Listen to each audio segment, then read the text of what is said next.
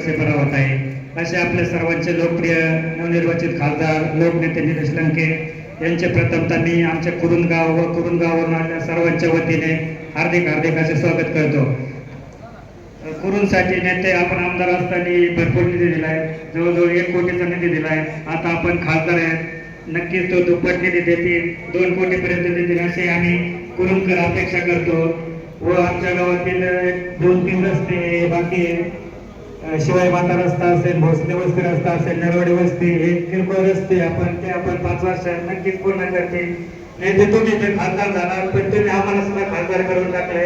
कारण कोणत्याही पाहुण्यांना कॉल केला नाही तर ते म्हणतात बोला खासदार साहेब.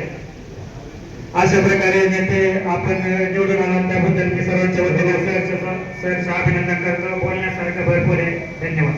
रोजच कामावर गेले ना, आता ते सगळं काढायला लागले तर तुम्हाला उठून जातात नाही गेलं.